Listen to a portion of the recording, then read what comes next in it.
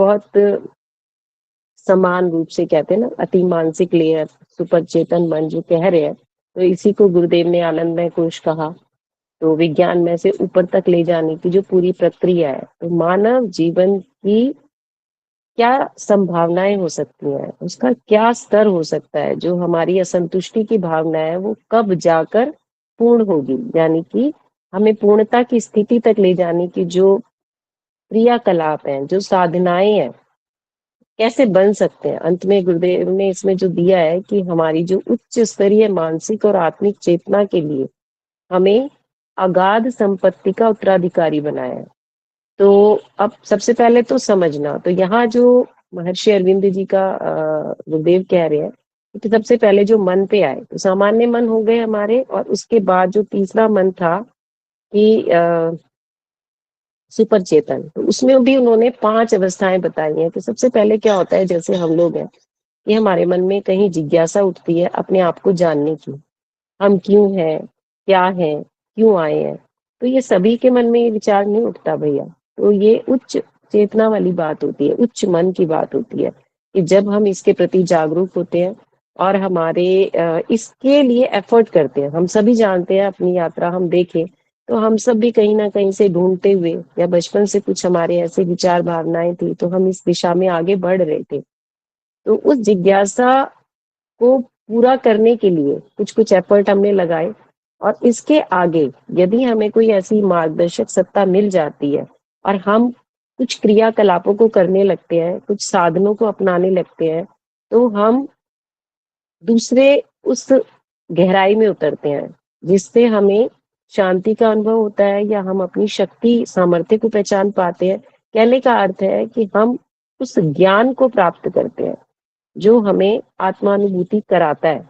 जानने समझने की है, अभी तो यहीं तक की बात हो रही है।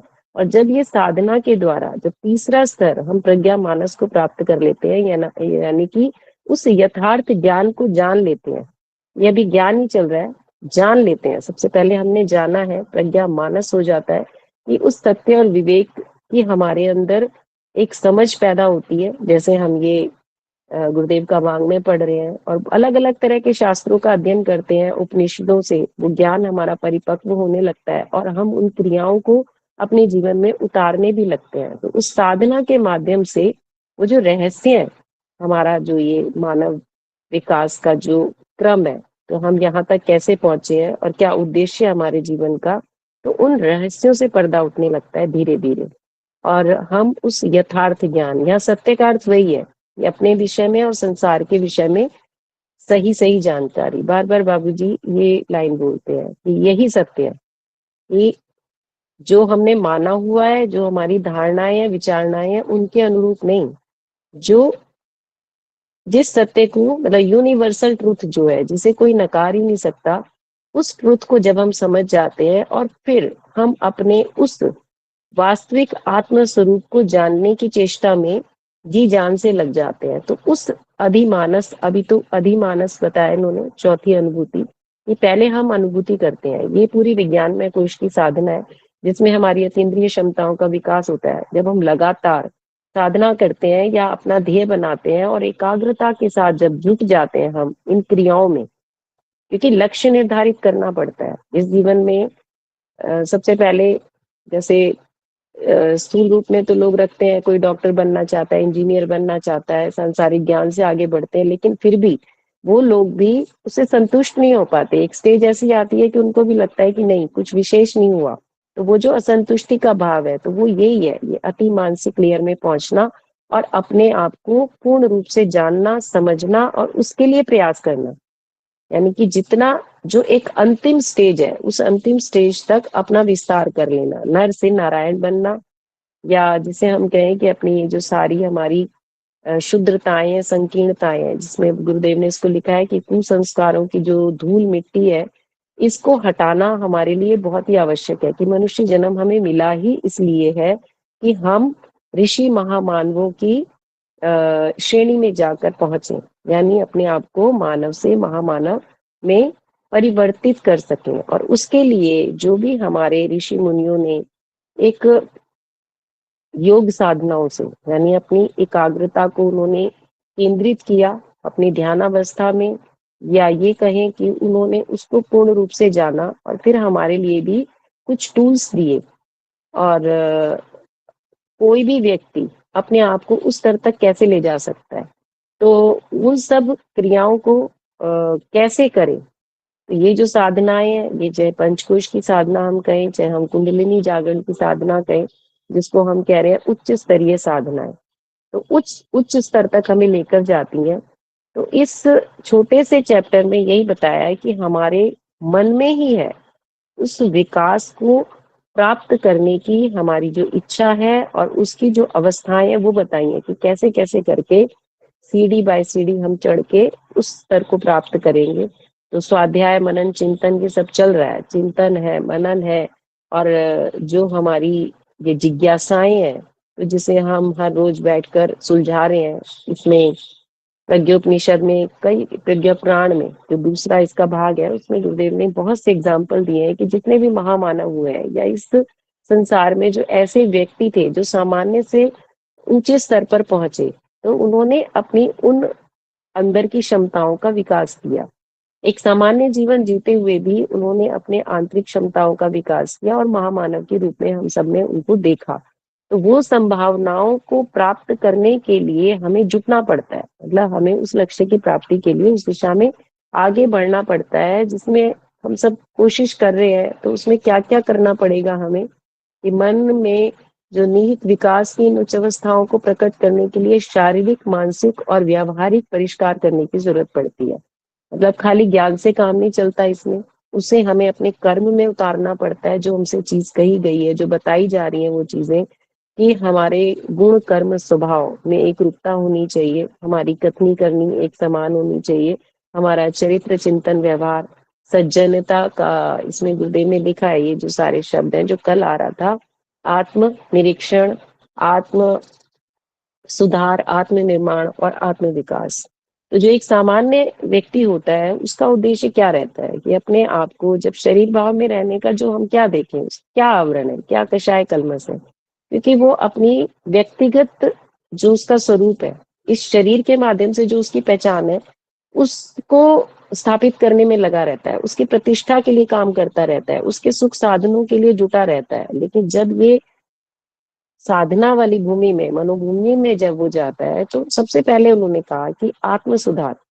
तो आत्म सुधार की दिशा में बढ़ना है, और गुरुदेव का एक ही मंत्र है कि आत्म सुधार ही संसार की सबसे बड़ी सेवा है। यदि हम आत्म सुधार की दिशा में बढ़ने लग जाते हैं, तो आत्म सुधार में हम क्या करते हैं कि इस शरीर से जुड़े हुए जो भी हमारी आवश्यकताएं हैं उनको हम, मतलब अलग करते हैं, उस आत्मिक चेतना को और इस शरीर को हम अलग अलग रूपों में देखना शुरू करते हैं। और फिर जो हमारी वास्तविक स्वरूप है, यानी कि आत्मा, उसको जानने का प्रयास करते हैं, और फिर उसके गुणों को अपने भीतर विकसित करने के लिए हम सारी क्रियाकलाप हमारे उसी में जुट जाते हैं।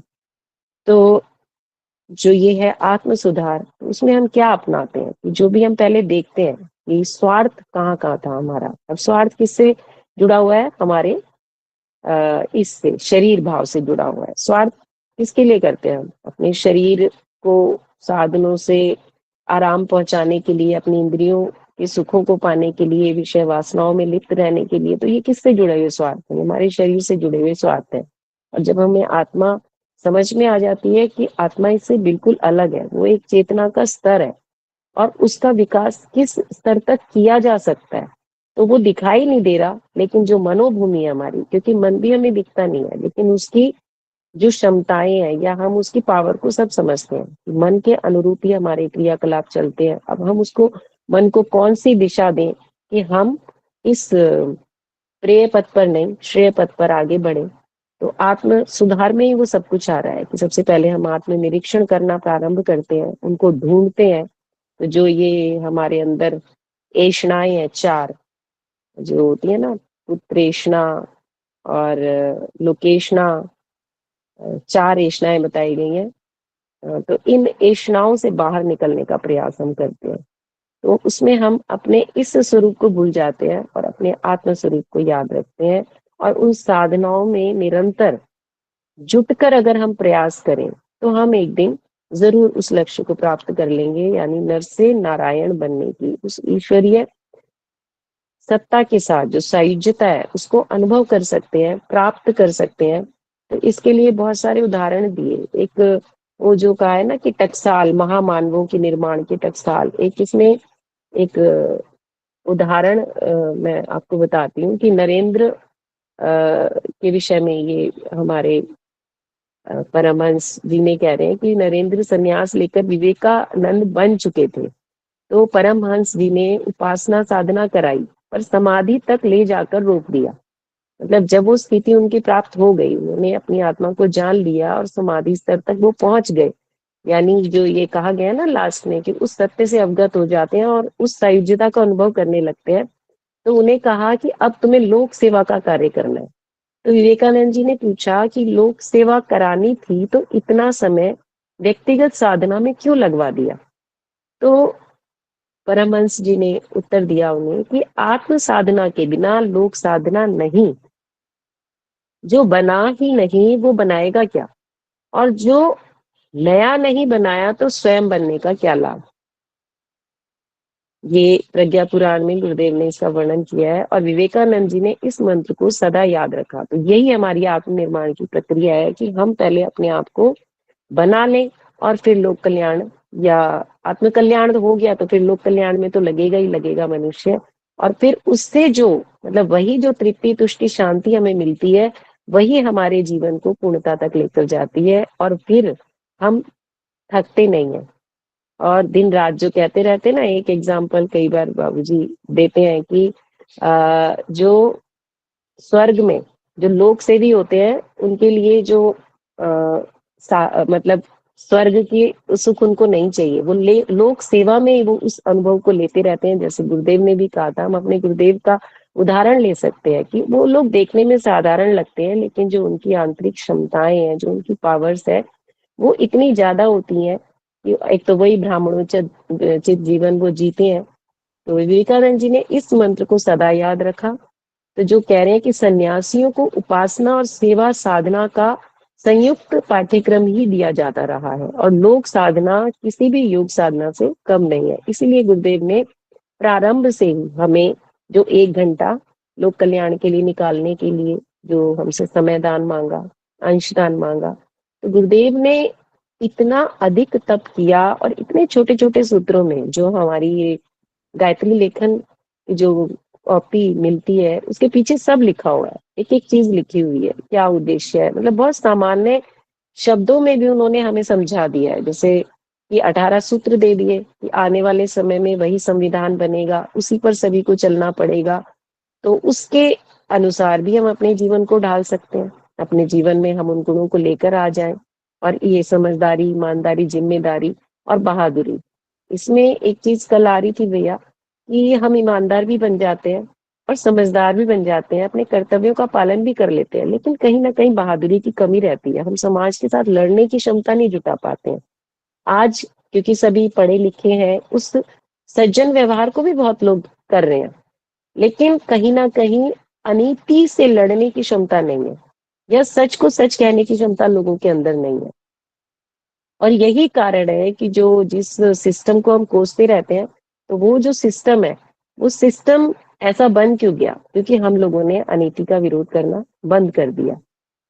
तो उसके लिए अपनी वो जो प्रयास जुटाना, वो अपने अंदर शक्ति लाना, क्योंकि कहीं ना कहीं हम अपने दैनिक जीवन में भी देखें कि हम ऐसी बात कहने से बचते हैं जहां हमारा विरोध की संभावना हो, क्योंकि ज्यादा लोग ऐसे हैं तो हम उनके बीच में उस बात को कहना नहीं चाहते कि हमारा विरोध करेंगे लोग। लेकिन ये बात भी सच है कि हम सामान्य रूप से यदि विरोध करेंगे तो वाकई उस विरोध का कोई फायदा नहीं होगा। पहले हमें अपने आप को गढ़ना पड़ेगा, वही आत्म सुधार करके आत्मनिर्माण की प्रक्रिया में जुटना पड़ेगा। और ये जो चारों कदम से जब हम उस सत्य को जान लेंगे और अपने उन उस ऑरा को या अपने इस मानसिक स्तर को इतना विकसित कर लेंगे, या ये जो उच्च स्तरीय साधनाएं हैं, जब हमारा विज्ञान में कोश सध जाएगा तो हमारी अतीन्द्रिय क्षमताएं बढ़ेंगी और उन अतीन्द्रिय क्षमताओं का प्रयोग हम किस चीज में करेंगे उपयोग, ये अपने लोक कल्याण के लिए इसको हम लगाएंगे। इस समाज के जो भी इसमें विकृतियां विकार हैं, या हम तब किसी से कोई बात कहेंगे तो उसका प्रभाव दिखेगा। उस पर असर होगा। जो अभी हम कहते हैं ना हमारी बात का असर नहीं होता, हम कुछ कहते हैं कोई सुनता नहीं है, क्योंकि वो हमारी साधनाओं में कमी है। तो उसके लिए पहले हमें अपने आप को इतना परिष्कृत करना है, अपने मन को इतना निर्मल करना है, हमारी भावनाएं, स्वार्थ को बिल्कुल हटाना पड़ेगा। और जो उद्देश्य लेके चल रहे हैं कि सबसे पहले तो शरीर को पुष्ट करना है, इसको स्थूल सूक्ष्म कारण का भी परिष्कार कह सकते हैं, जो गुरुदेव साधना करा रहे हैं। मतलब हर रूप में वहीं जाके वह गहराई में उतरना है, जो एकाग्रता की बात श्री माँ ने कही है कि यदि हम अपनी हर गतिविधि पर यहाँ एक बात और कही थी ना कि जब हम साक्षी भाव में आ गए, ये कहा है ना कि जब हम ज्ञान ज्ञाता और ज्ञेय में कोई भेद नहीं रह जाता, हमें सारी बातें समझ आ जाती हैं, यानी ज्ञान और जिसने वो ज्ञान प्राप्त किया और हमारा लक्ष्य क्या है, वो तीनों एक हो जाते हैं। जो हम कहते हैं ना आज्ञा चक्र अगर हमारा पक जाए, उसमें हमारी मैच्योरिटी आ जाए, तो वहां पर प्रकृति के रहस्य भी खुल जाते हैं और ईश्वरीय सत्ता का भान भी हो जाता है और हमें अपने स्वरूप का भी ज्ञान हो जाता है।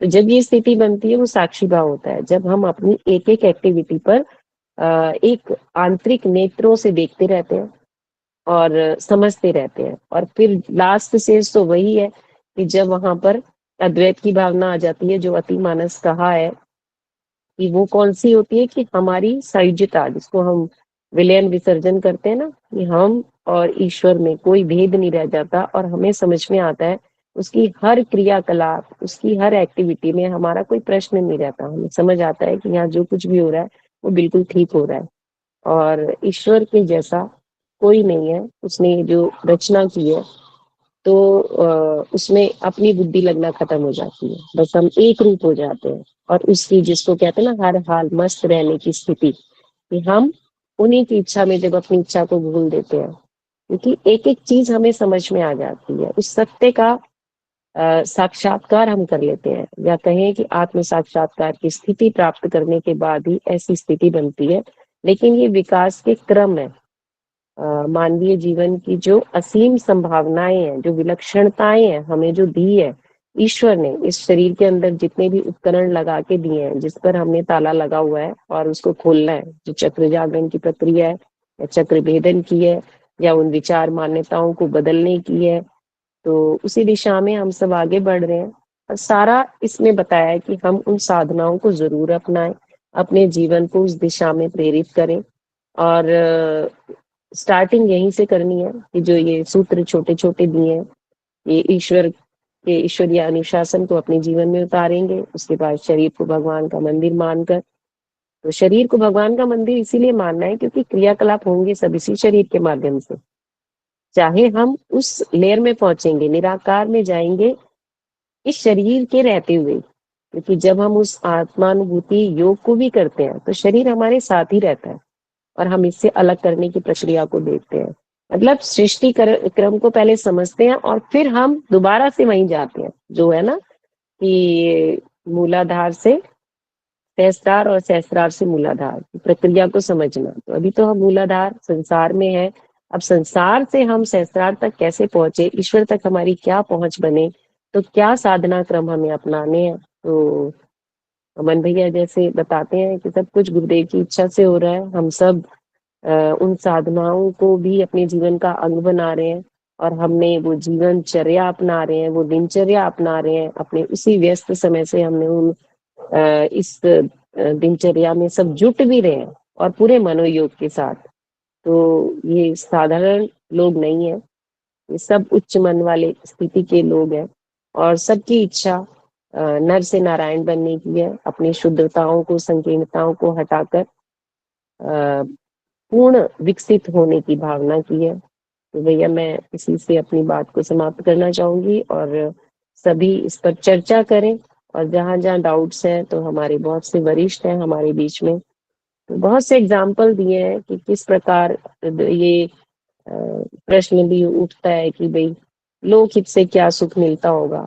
तो ये जो आत्मा की अनुभूति है इसको हम देख सकते हैं कि जब भी हमारी कोई फिल्म देख रहे हैं, कोई सीन देख रहे हैं, तो हमारी ना कहीं से जब हम कहते हैं हमारे रोंगटे खड़े हो गए, यानी आत्मा तक जाकर जब कोई चीज हमें टच करती है, कोई इमोशन होता है, कुछ भी होता है। हम देखते हैं दो भाइयों की लड़ाई है, ये मैंने एक वैसे ही देखा कि कोई भाई आपस में लड़ते हैं और कोई एक है जो क्षमा नहीं कर रहा, लेकिन अंदर से बहुत प्रेम है और वो उस ईगो को लेके चलते रहते हैं। पर जब इस भावना को देखें कि अगर वो समाप्त हो जाए और जब वो दोनों भाई उसको निकाल कर एक दूसरे के गले मिलने लग जाए, तो जो उसको देख भी रहे होते हैं, उस सीन को जो देख रहे होते हैं, उनकी भी आत्मा तृप्त हो जाती है। तो कहने का अर्थ वही है कि जो हमने ये कुसंस्कार के आवरण, ये जो ईगो हमने अपने ऊपर चढ़ाई हुई है, इसको पूर्ण रूप से उतारना पड़ेगा और अपने मन को निर्मल करना होगा और अपने को सब में वही आत्मवत सर्वभूतेषु और वसुधैव कुटुंबकम की जो भावना है, इसी को आत्मसात करना होगा। विज्ञान में कोश की साधना में पूर्ण रूप से उतरना होगा हमें। तो तभी हम आगे बढ़ेंगे। तो सारी साधनाएं साथ साथ चलेंगी और शरीर का यही है कि अपने आसन प्राणायाम से हम अपने उस इंटरनल सिस्टम को ठीक रखें, उस प्राण ऊर्जा को प्रवाहित होने का अवसर दें, क्योंकि आने वाले समय में उन प्राणों की बहुत अधिक आवश्यकता पड़ने वाली है। तभी हम इस लक्ष्य की प्राप्ति में सफल हो पाएंगे। तो सभी को प्रणाम, बहुत बहुत आभार, धन्यवाद भैया। जी दीदी, जितनी गहराई थी इस टॉपिक में उससे भी ज्यादा गहराई तक आप हमने लेकर गए अपने सार संक्षेपण में। तो आप दोनों का बहुत बहुत धन्यवाद, नीमा दीदी और मीना दीदी का। तो मेरा निवेदन रहेगा अमन भैया से कि भैया अब इसमें आगे जो हम डाइव लगाने वाले हैं वो आपके मार्गदर्शन में चलें तो।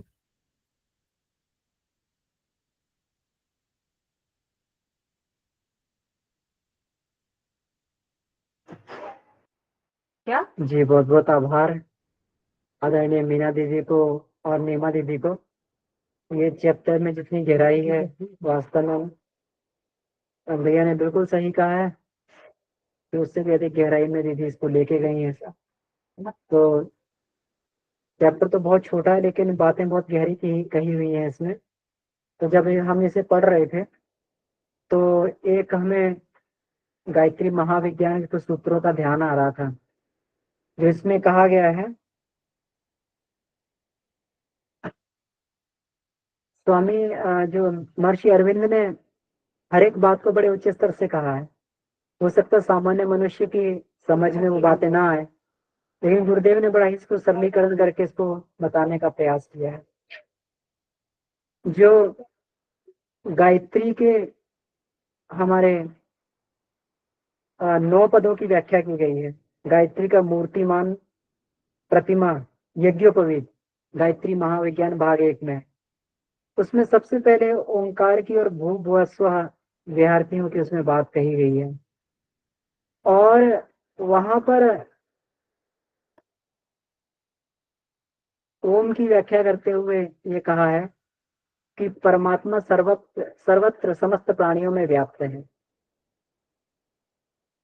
ये मानकर हम निष्काम भाव से कर्म करना चाहिए और अपने को शांत एवं स्थिर रखना चाहिए। ये ओंकार की व्याख्या करते हुए गुरुदेव बताते हैं।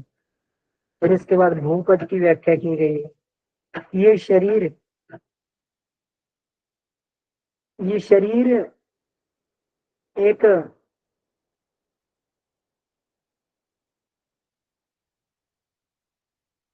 पंच तत्वों का मिश्रण मात्र है। इस पर अत्यधिक आसक्त न होकर अपने आत्मबल को बढ़ाने का प्रयास करना चाहिए। तो दूसरे पद में भूपद की व्याख्या करते हुए कहा।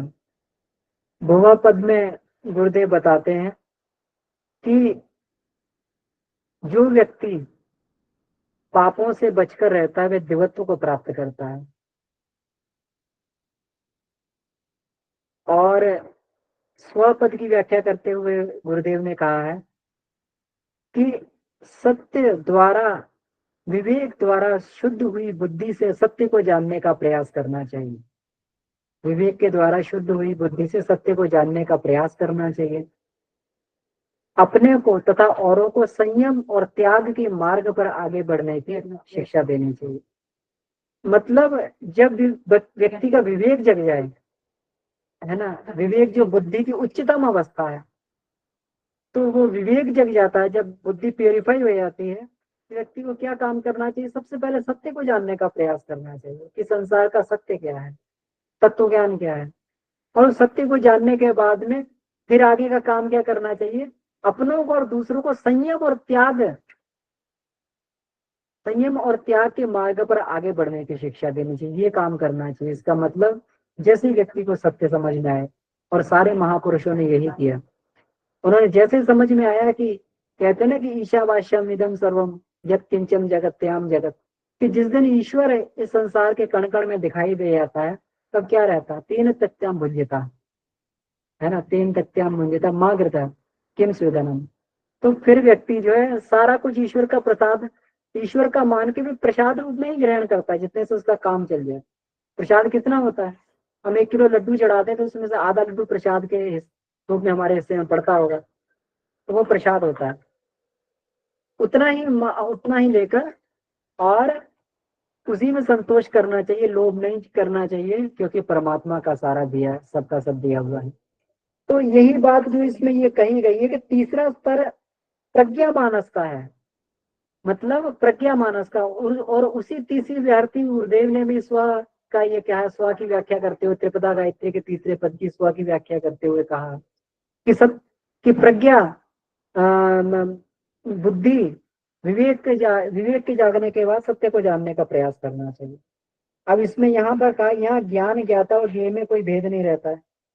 तो ज्ञान ज्ञाता, जिसको जानना तो वो जान लिया गया है ना। जो ज्ञेय था, ज्ञान क्या है और ज्ञाता क्या और ज्ञेय क्या है, तो ज्ञान जो है ज्ञाता और ज्ञेय के बीच का एक सेतु है, वहां तक पहुंचने का, जो हमारे लक्ष्य तक पहुंचने का सेतु है, जो देवी ने बताया था। अब जहां जहां वहां पर मिल गए तो फिर उस सेतु की आवश्यकता नहीं, तीनों एक ही हो गए। तो गुरुदेव इसमें ये कहते हैं कि उस स्थिति में क्या करना चाहिए व्यक्ति को, उस स्थिति में संयम, फिर व्यक्ति संयम अपनाने लगता है और त्याग के मार्ग पर आगे बढ़ने लगता है कि मेरे जीवन की सत्यता तो त्याग में ही है। हम लोगों ने देखा जितने महापुरुष, जैसे जैसे उनको सत्य का बोध होता गया, सबसे पहले उन्होंने त्याग करने शुरू कर दिया। चाहे महर्षि अरविंद को कहें, चाहे महात्मा गांधी को कहें, चाहे गुरु नानक जी को, किसी को भी कहें, जिन्हें भी सत्य का बोध हुआ, सबसे पहला काम उन्होंने अपनी आवश्यकताओं की कटौती करते। गुरुदेव ने बड़ी व्यवहारिकता में इसको समझा दिया, बहुत व्यवहारिकता में, कि ये सबसे पहले अपनी आवश्यकता में कटौती करे और त्याग के मार्ग पर चलना आरंभ कर दे। ये तीसरा जो है सत्य यहाँ पर ये गुरुदेव ने समझाया है, यहाँ पर ये उन्होंने समझाया। फिर अधिमानस की चर्चा हुई है, और अधिमानस में ये कहा गया है यहाँ तक विकास करने पर पहले अनुभूति से फिर उपलब्धि में परमात्मा तत्व का साक्षात्कार होता है। तो पहले तो अनुभूति ही थी, पहले तो अनुभूति थी कि ये मान के चला जा रहा था परमात्मा जो कभी क्षण में हो अनुभव में आता था, लेकिन बाद में तो उपलब्धि हो गया कि जब भी इच्छा हुई तब परमात्मा का दर्शन परमात्मा से मिल लिया गया। गुरुदेव कहा करते थे हमें जब भी इच्छा होती है तो हम जो है स्वामी अरविंद को, महर्षि अरविंद को अपने पास बुला लेते हैं, स्वामी विवेकानंद को अपने पास बुलाते हैं, शंकराचार्य से बात कर लेते हैं, कभी भी। इसका मतलब उस उपलब्धि के स्तर पर पहुंचने पर व्यक्ति इस तरीके से। फिर अतिमानस की बात की गई है कि अतिमानस में इस स्तर को पाने पर सभी कुछ सत्य व संगति पूर्ण है, ये साफ साफ अनुभव होने लगता है। अभी तो हमें असंगति दिखाई देती है कि परमात्मा क्या कर रहा है संसार में, है ना, ये कैसे हो गया, ये व्यक्ति जो है इतना पाप कर रहा है और धन कैसे कमा रहा है ये व्यक्ति, है ना। लेकिन जब ये पता लग जाता है ये व्यक्ति इतना पाप कर रहा है फिर भी सुखी है, और व्यक्ति इतना पुण्य कर रहा है फिर भी दुखी है, बार बार उसी को कष्ट आ रहे हैं, अभी असंगति पूर्ण में बातें लगने लगती हैं। क्यों? क्योंकि अभी हमें पूरा का पूरा इसका प्रोसेस नहीं मालूम। लेकिन जिस दिन सत्य का साक्षात्कार हो जाता है उस दिन फिर व्यक्ति बुद्ध की तरीके से हो जाता है, मरने पे मुर्दे को देखते हुए हंसने लगता है कि जिसके पीछे लोग रो रहे हैं वो मरा ही नहीं है, सत्य का साक्षात्कार हो गया। और जिन्हें सत्य का साक्षात्कार नहीं है वो रो रहे हैं, और बुद्ध को सत्य का साक्षात्कार हुआ तो हंस रहे हैं। तो इस तरीके से वो साफ साफ उसको जो है ये अनुभव होने लगता है कि सब कुछ इस संसार में सत्य ही है, संगति पूर्ण ही है। इसी को ये एब्सोल्यूट ट्रुथ बोलते हैं कि संसार में कुछ भी कहीं पर भी कुछ ऐसा कुछ नहीं घट रहा है कि जिसके पीछे कोई जो है तथ्य तर्क नहीं है, सब कुछ जो है एकदम पूरा तथ्य पूर्ण ही संसार में घट रहा है। बहुत सुंदर ये महर्षि अरविंद ने बताया, इस पर चर्चा की। एक चीज श्री माँ की भी बहुत बढ़िया इसमें कही है कि छोटी छोटी चीजों, छोटे छोटे काम करते ही, है ना, हम लोगों को गुरुदेव ने कैसे आगे बढ़ाया, छोटे छोटे काम दिए हम लोगों को। कभी जो है जब हम लोग शुरू में जब प्रारंभ किया, अभी भी है ना, कभी यज्ञों में जा रहे हैं, कार्यक्रमों में जा रहे हैं, है ना, वहाँ पर व्यवस्था बना रहे हैं, झाड़ू लगा रहे हैं, दरी बिछा रहे हैं, वहाँ पे घास झाड़ जंकाड़ साफ कर रहे हैं, है ना, कभी कर्मकांड करवा रहे हैं, कभी कुछ कर रहे हैं। धीरे धीरे धीरे धीरे करके इन्हीं कामों में लगते लगते जो है हमारा अचेतन सुधरने लगता है। अचेतन सुधरने का मतलब क्या हुआ कि हमारी आदतें बदलने लगती हैं। क्यों? क्योंकि लोक कल्याण के काम में। अब लोक कल्याण के काम में जाते हैं तो व्यक्ति कम से कम अपने चरित्र को उस तरीके का बनाने का प्रयास करता है कि हम इतना अच्छा कार्य कर रहे हैं, मंच में बैठ के बोल रहे हैं, या फिर इतना इसमें बढ़िया कार्यक्रम में लगे हुए, हम गलत करेंगे तो लोग क्या कहेंगे। व्यक्ति की जो आदतें हैं का परिष्कार होने लगता है, अचेतन का परिष्कार होने लगता है, और धीरे अचेतन का परिष्कार, आदतों का परिष्कार होते होते कहीं ना कहीं वो बातें बिल्कुल उसके अति चेतन में आ जाती हैं। अब फिर अंतःकरण ही उस तरीके से बन जाता है कि व्यक्ति फिर जो है अंतःकरण से वो फिर मांगने लगता है। कहते हैं ना, राम काज कीने बिना मोहि का विश्राम। तो जब बातें अंतःकरण में पहुंच जाती हैं तो फिर अति चेतन की परतें भी उससे परिष्कृत होने लगती हैं, और छोटा छोटा कार्य, छोटे से छोटा कार्य भी व्यक्ति अति चेतन के माध्यम से, मतलब अपने हृदय से करने लगता है। कहते हैं दिल से, तो अपने हृदय से जो है उस काम को करने लगता है। तो फिर कहीं पर भी ऐसा नहीं लगता कि ये काम छोटा है या बड़ा है। जो भी काम होता है ईश्वर का काम मानकर, ईश्वर की आज्ञा मानकर किया जाता है। तो यहाँ ये जो अपने, इसी को मानसिक चेतना का विस्तार बोला गया है, इसी को मानसिक चेतना की परिपक्व अवस्था बोला गया है कि जो भी किया जाए ईश्वर की मर्जी मान के किया जाए और ईश्वर की रजा में रजा मिलाकर किया जाए। तो जो मुझे इसमें समझ में आया, और भी भाई बहनों से निवेदन है कि अपनी बात को इसमें रखने का प्रयास करेंगे। जी जी भैया, मेरा एक प्रश्न है। जी जैसे यहाँ पर श्रीमान ने कहा है कि आप कोई भी काम कर रहे हैं, छोटा या बड़ा, उसमें संपूर्ण एकाग्रता की स्थिति में अगर आप रहेंगे तो आपकी जो है वो पहले तो अचेतन की जो शक्तियां हैं वो प्रकट होने लगेंगी, और अगर आपकी ये प्रैक्टिस आगे बढ़ी तो आपके जो है अति चेतन की जो रहस्यमय परतें हैं वो धीरे धीरे खुलने लगेंगी। ये सबसे बड़ी बात यहाँ पर एकाग्रता को लेकर के जो बात है, एकाग्रता वास्तव में ये सबसे कठिन प्रैक्टिस है। आप यहाँ पर काम करने की एकाग्रता की बात कर रहे हैं, हम तो ध्यान में भी बैठते हैं एकाग्र होने के लिए, तो पूरा थॉट का मतलब जो नहीं भी आना चाहिए वो सब थॉट भी जो है 24 घंटे कई सालों के फिर वो सब आते रहते हैं। साथ में एक और क्या चीज होती है भैया कि साधना में जैसे हम लोग प्रतिदिन साधना कर रहे हैं, सुबह अपना जो भी है शाम को है, कोई कोई दिन होता है हम अब टॉप ऑफ द वर्ल्ड रहते हैं। स्टेटस ऑफ अति चेतन बोलिए, मन की स्थिति एक अलग अलग दिन अलग अलग सबकी है, हर एक व्यक्ति। और किसी दिन वो इतना प्रफुल्लित रहता है कि किसी दिन वो पूरी तरीके से मतलब एनर्जी लेवल लो है, उसके अंदर विषाद है ना, बहुत अवसाद में है, इस प्रकार से। तो ये सब तो कहीं ना कहीं इस पुस्तक में उसकी बातें बताई तो गई हैं कि किस प्रकार से हमारा अंतर्मन है और किस प्रकार की अनुभूतियां जो हमें हो रही हैं। एकदम से स्ट्रेट कोई चीज नहीं है। अब ये एकाग्रता पहली बात की कैसे स्थापित हो कि हम पूरी तरीके से उसमें जो भी काम है उसमें 100% रहें और हम डिस्ट्रैक्ट नहीं हो, क्योंकि हम भैया विचारों से ही दुखी या सुखी हो रहे हैं। हम कर कुछ और रहे हैं लेकिन हमारे विचार कहीं और है और हमारा कर्म कहीं और है, क्रिया कहीं और है, और उसमें चूंकि 100% हम इन्वॉल्व नहीं हो पाते हैं, एकाग्र नहीं हो पाते हैं, इसी वजह से हमारी स्थिति प्रतिदिन अलग अलग हो रही है। तो इसके लिए क्या किया जाए भैया? जी भैया, गुरु की इसीलिए आवश्यकता पड़ती है ना। अगर ये बात नहीं होती तो फिर गुरु की आवश्यकता नहीं पड़ती। गुरु की इसीलिए आवश्यकता पड़ती है। क्यों पड़ती है? क्योंकि गुरु के पास जो है हर एक शिष्य के लिए समाधान होता है। परम पूज्य गुरुदेव क्या कहते हैं? परम पूज्य गुरुदेव सबको ध्यान थोड़ी करवाते थे। उन्हें तो केवल व्यक्ति के व्यक्ति के जो कारण शरीर को डेवलप करना था, उसके सेवा भाव से जो है अपना कारण शरीर विकसित होता है, जिसको अति मानस कहा गया, उससे विकसित होता है ना। और एकाग्रता, तो अब देखिए, जिस व्यक्ति को गाड़ी चलानी आती थी, गुरुदेव तू मेरी गाड़ी चला, जिसको गाड़ी चलाने में मजा आता था गाड़ी चलाओ, जिसको गीत गाने में मजा आता तुम गीत गाओ, है ना, जिसको कर्मकांड करने में मजा आ रहा तुम कर्मकांड करो, जिसको दरी बिछाने में मजा आ रहा तुम दरी बिछाओ, जिसको फावड़ा चलाने में मजा आ रहा तुम ये करो, लेकिन भगवान के नाम पे करो, है ना। तो काम हम वही कर रहे थे, सब कुछ जो हम अपनी दिनचर्या में कर रहे थे, लेकिन जिस दिन हमारा भाव बदल गया कि ये काम जो है हम ईश्वर के निमित्त कर रहे हैं, ईश्वर की सेवा मान के कर रहे हैं, उसी दिन से हमारे अंतःकरण का विकास चालू हो जाता है। तो आज हम लोग बैठ के यहाँ चर्चा तो कर रहे हैं, लेकिन किस लिए कर रहे हैं? क्योंकि गुरु ने बताया है। हम अपने इस, नहीं तो पढ़ता तो व्यक्ति कितनी क्लासेस होती, कितनी क्लासेस दिन भर में करता रहता, पढ़ता रहता है, अपने ऑफिस की भी बुक्स पढ़ता है, स्कूल की बुक्स, कहाँ विकास होता है। लेकिन यहाँ हम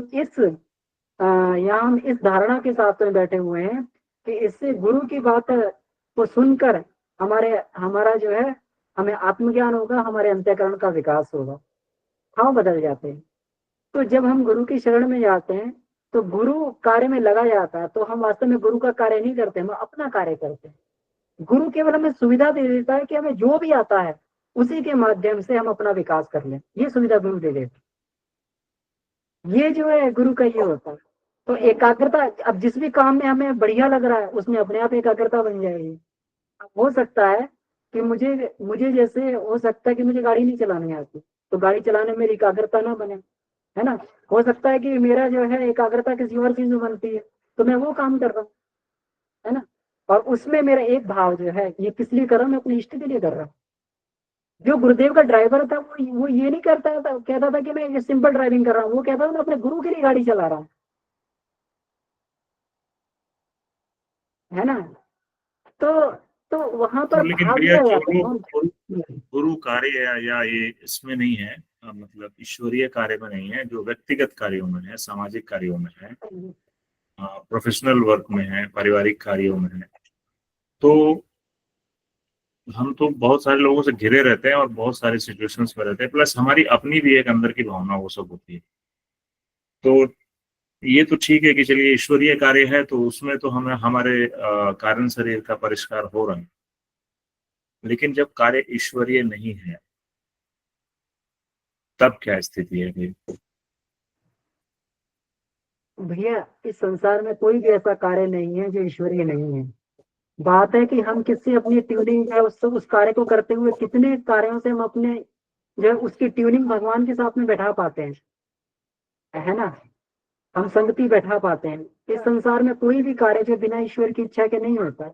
हम अपने ऑफिस भी जा रहे हैं, तो ऑफिस के पीछे जाने के पीछे उद्देश्य क्या है हमारा? अगर उस उद्देश्य को ईश्वर के उद्देश्य से ट्यून कर दिया जाए तो वो भी कार्य ईश्वर के इससे बन जाएगा। भाई गृहस्थ धर्म का पालन करने के लिए हमें जो अर्थ चाहिए, है ना, वो अर्थ कहाँ से आएगा? वो अर्थ वो नौकरी करने से आएगा। और अगर अर्थ नहीं होगा तो जो गृहस्थ धर्म का एक दायित्व ईश्वर ने हमें दिया है, जो बच्चों को सुसंस्कारित और ये बनाना है, जो माता पिता का दायित्व अपने ऊपर है, जो बच्चों का दायित्व अपने ऊपर है ना, वो कहाँ से हो पाएगा? तो हम इसको पैसा कमाने का जरिया क्यों माने? हम ये कहें कि जो गृहस्थ धर्म का दायित्व हमें ईश्वर ने दिया है, उसी दायित्व का पालन करने के लिए हम नौकरी कर रहे हैं, जॉब कर रहे हैं। तो ये भी जो है, अगर हमारा उद्देश्य बदलते ईश्वर का काम हो जाएगा। तो मतलब हर चीज में ईश्वर को जो देखने वाली बात है हाँ भैया, हर एक व्यक्ति बिल्कुल। में, हर एक कार्य में, हर एक समय, तो वो तो फिर वही स्थिति होगी सर्व खलविदम ब्रह्म। और वो तो हाँ तभी आएगी भैया जब हम मतलब अति चेतन के स्तर पे रहेंगे। लेकिन मेरा मतलब ये है, समझने का प्रयास कर रहा हूँ कि उस स्तर तक पहुंचा कैसे जाए, उसके पहले जो बहुत अभ्यास सारी से, चीजें। अभ्यास से, अभ्यास से। अभ्यास जी से ही जी। होता है। और कोई इसके सिवा कोई रास्ता नहीं भैया, कोई जादू नहीं होता इसमें। सब अभ्यास से करना पड़ता है, और अभ्यास ही बढ़ते बढ़ते परिपक्वता तक पहुंचता है। जी, मिथिलेश जी भाई साहब का हैंड रेस था, अस्मा दीदी लेते हैं इसके बाद आपको।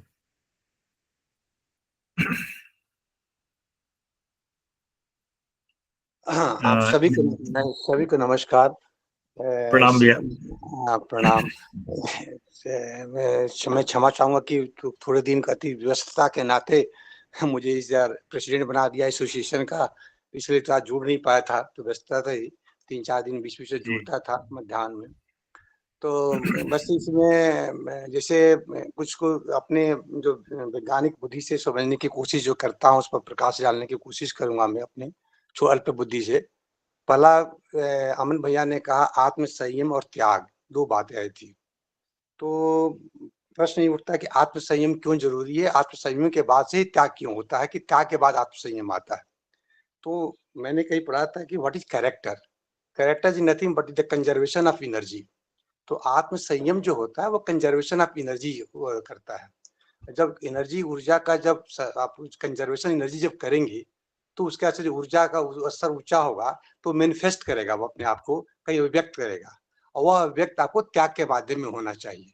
क्योंकि जब ऊर्जा आप कंजर्व करेंगे तो चेतना का स्तर ऊंचा होगा, और चेतना का स्तर ऊंचा होगा तो उसकी अभिव्यक्ति कार्य के रूप में होगी, त्याग के रूप में होगी। एक मतलब एक डिफरेंट थॉट प्रोसेस में देने की कोशिश करता, समझता, मनन करता हूँ मैं। भैया 1 मिनट, ये मतलब ऊर्जा को संरक्षित करने के लिए आत्म संयम जब करेंगे तो ऊर्जा संरक्षित होगी। हाँ, अच्छा, इसको एक्सप्लेन करूं मैं बता रहा हूं मैं। देखिए, जब आप, हाँ, मैं समझ गया आपकी बात, आपका डाउट समझ गया।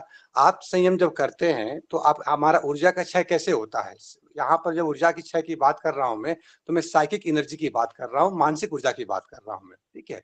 मैं काइनेटिक और पोटेंशियल एनर्जी की बात नहीं कर रहा हूँ मैं। तो साइकिक एनर्जी के जो क्षय हमारा होता है, वो गुस्से के रूप में होता है, क्रोध होता है, ईर्ष्या होती है, द्वेष होता है, ठीक है। इन विचारों से बनने के बाद से आप ऊर्जाओं को, आप जो आप संयम, तो इसी की परीक्षा होती है ना।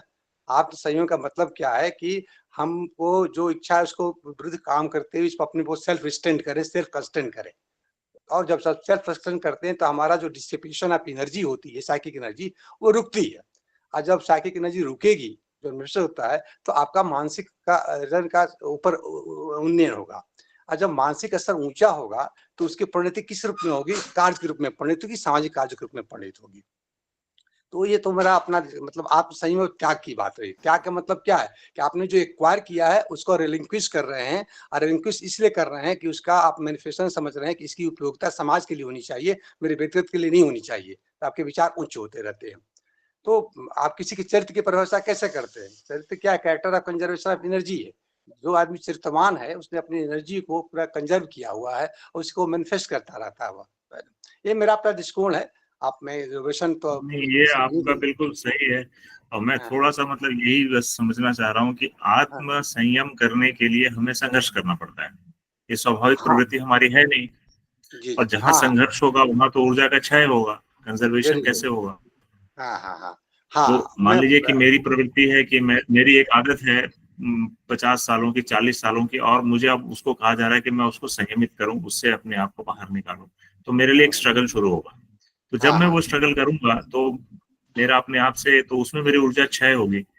जैसे कि मौन के बारे में भी गुरुदेव कहते हैं कि मौन की जब साधना हम करते हैं तो उसमें हमारा हम अंतर्मुखी तो बाद में होते हैं, पहले तो हमारा यही स्ट्रगल होता है कि हम शाब्दिक मौन तो कर लेते हैं, बट दृष्टि से मौन, मन से मौन, कानों से मौन, मौन तो कई प्रकार, तो हमारे विचार ही नहीं है, विचारों से मौन। तो ये एक स्ट्रगल है। तो निश्चित रूप से इसी को मंथन कहते होंगे। और ये जो मतलब बहुत ज्यादा ये जब घर्षण होता होगा इन चीजों से तो कुछ चीज ऐसी निकलती है। अमन भैया, मुझे लगता है थोड़ा सा अगर आप इस पे कुछ और हम लोग बता सकें तो एक अलग एंगल। भैया ने तो बहुत अच्छे से बताया, मिथिलेश जी भाई साहब ने। जी जी जी। इसमें अभी गोकुल जी भाई साहब भी थे, तो गोकुल जी भाई साहब हैं क्या? मुझे दिखे नहीं यार, एक मिनट दोबारा जी भैया, मुझे लगता है कि बीच में। भैया प्रणाम। जी भैया प्रणाम, भैया प्रणाम। जी जी जी। तो मेरा निवेदन है कि इस प्रश्न का उत्तर जो है, भैया के प्रश्न का उत्तर जो है, बहुत सारी चर्चाएं हो गई, तो उसको कंक्लूड एक प्रश्न करें तो ज्यादा बेहतर। चर्चाएं बहुत सारी हो गई। वैसे मैं समझता हूँ कि इसमें जो शब्द हैं, देखिए कल भी ये बात आई थी, संयम की बात। कल भी मैं उस पर सोचा, आज दिन भर भी उस पर चिंतन चलता रहा। हम अभी वर्तमान में जिसको हम संयम कहते हैं, वो एक तरीके से बुद्धि के द्वारा मन पर नियंत्रण या इंद्रियों पर नियंत्रण, बुद्धि के द्वारा। जैसे उपवास किया हुआ है तो अन्न का संयम है, खाने की इच्छा नहीं समाप्त हुई है, लेकिन बुद्धि कह रही है कि ये काम नहीं करना है, क्योंकि हमने अन्नमय को उसकी साधना पढ़ लिया। हमको श्वास गहरी लेनी है, हमको इसके लिए हम बुद्धि से प्रयास कर रहे हैं। समझिएगा बात। संयम जो है, इस तरह से हम कह सकते हैं कि संयम का अर्थ हो गया कि बुद्धि द्वारा इंद्रियों को ऊपर में नियंत्रण और उसको उस काम में लगाना। किसी कारण से मान लीजिए कि उम्र के किसी पड़ाव में मन के उसमें बुद्धि किसी कारण से फेल कर गई, तो वो संयम हमारा नहीं रहे, उस दिन हम बहक जाएंगे उस जगह से,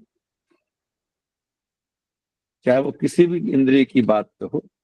अगर बुद्धि का नियंत्रण हटते ही हम बहक जाए, भले हम 20-25 एक महीने से उस पर संयम कर रहे हो, वस्तुतः यह बुद्धि का नियंत्रण। संयम का मतलब होता है कि उसके अंदर में पूरी तरह समाविष्ट हो जाए। इसलिए इसमें जो बात आई ना, ज्ञाता ज्ञेय और ज्ञान का एक रूप हो जाना, कि वहां दूसरी चीज ही नहीं। निश्चित रूप से ये स्थिति बहुत सामान्य नहीं, बल्कि अति असामान्य, अति असामान्य है। जैसे हमने एक दिन पहले भी मैंने कहा था कि बहुत से शब्दों को पढ़ लेने के बाद कारण वे शब्द हमारे लिए बहुत कॉमन हो गए हैं, लेकिन उन शब्दों की गहराई कॉमन नहीं। वे शब्द ऊपरी स्तर पर ही हमने सीखे हैं। चाहे आत्मा को ही मान लिया, आत्मा एक शब्द, मैं को ही नहीं जान पाते हैं तो आत्मा कैसे समझेंगे। तो ये जो विषय है, ये बहुत गहरा विषय है। गुरुदेव ने आरंभ किया इसको भौतिक जगत के साथ में, और धीरे धीरे देख रहे हैं कि एकदम और एक अलग डायरेक्शन में ले जाते चले जा रहे हैं उसमें। तो ये हमको एक टास्क दे रहा है। जरूरी नहीं है कि ये टास्क हमारा ये पढ़ने से पूरा हो जाए, पढ़ने से लेख पूरा हो जाए, और टास्क पूरा होगा कि नहीं होगा ये डिफरेंट बात। भैया अभी 2 हैंड रेज है। पहले तो मैं अर्चना दीदी को एक बार रिक्वेस्ट करूंगा। दीदी सॉरी, लेट हो गया थोड़ा। नहीं भैया, नहीं सॉरी, नहीं, समय हो रहा है तो समापन की तरफ चलते हैं। नहीं दीदी बताइए ना, आप बिल्कुल मौन मत रहिए। नहीं, बहुत कुछ नहीं। जो भैया कह रहे थे कि हर कार्य को हम ईश्वर से जोड़ें। अब उसमें जब जो आपका प्रश्न था कि प्रोफेशनल है, जिस दिन हमें हमारे कार्य में संतुष्टि ना हो, उस दिन समझ लीजिए कि हमने काम में बेईमानी कर दी, वो वाकई में ईश्वर से नहीं जुड़ा। जैसे मैं अपने या आपके, हमारे जो भी प्रोफेशन है, हमारा काम है पढ़ाना। उस पढ़ाने में अपने हिसाब से अगर मैंने अपना 100% दे दिया और मुझे बाद में ये झुंझलाहट नहीं हुई कि मैंने आज सोचा था बच्चों को ये देना और ईमानदारी से दे दिया, तो ईश्वरीय कार्य था। क्योंकि शिक्षा देना या आपका जो भी कार्य है रिलेटेड टू एनी, टेक्निकल है, नॉन टेक्निकल है, प्रोफेशनल है, बिजनेस है, ईमानदारी से हम जो काम कर रहे हैं, जिसमें हमें नजर नहीं चुरानी पड़ रही है और दृढ़ संकल्प होके कि ये करना ही है, वो ईश्वरीय कार्य है। देखा भी जाए तो हम स्वयं के लिए नहीं जी रहे हैं। हम कहते हैं कि मैं अपने लिए कमा रहा हूं, मैं अपने लिए, जो भी कमा रहे हैं वो अंततः जा समाज की ही तरफ रहा है, डायरेक्ट या इनडायरेक्ट। तो हर कार्य ईश्वरीय है, बस उसमें ईमानदारी रखनी है। श्रद्धा हो, बंधन ना हो, बंधन कभी श्रद्धा को नहीं पनपने देगा। बस इतना ही कहना था भैया, धन्यवाद। दीदी बहुत बहुत धन्यवाद दीदी। एक बात खाली छोटी सी कह देना चाहता हूँ कि जब तक मैं हूं तब तक कार्य मेरा है। जहां जिस दिन मैं समाप्त हो जाएगा ना, उस दिन सब काम ईश्वरी हो जाएगा। जी, पहले मैं था, हरि नहीं थे, अब हरि है, मैं नहीं। तो शारिका दीदी आपका हैंड रेस रह गया। मैं कल निवेदन करूंगा कि अपने विषय को रख लेंगे हम लोग, क्योंकि थोड़ा और डीप जाते जा रहे थे, लेकिन समय की बाध्यता है, इसलिए हमें यहाँ पर विराम देना होगा। तो ये बहुत ही बढ़िया चैप्टर था आज का। तो ये छोटे छोटे जो चैप्टर हैं भैया, वो काफी गंभीर हैं और गुरुदेव ने एक बार फिर से एक नई परत को उजागर करने का आज फिर से प्रयास किया, हमें अवसर दिया।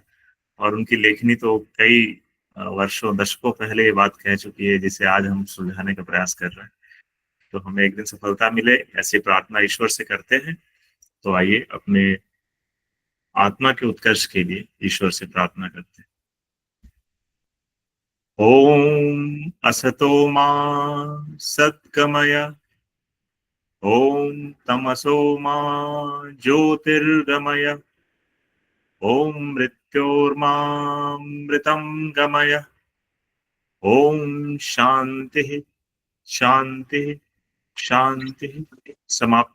सभी को प्रणाम, शुभ रात्रि। सभी को प्रणाम। धन्यवाद। सभी को प्रणाम।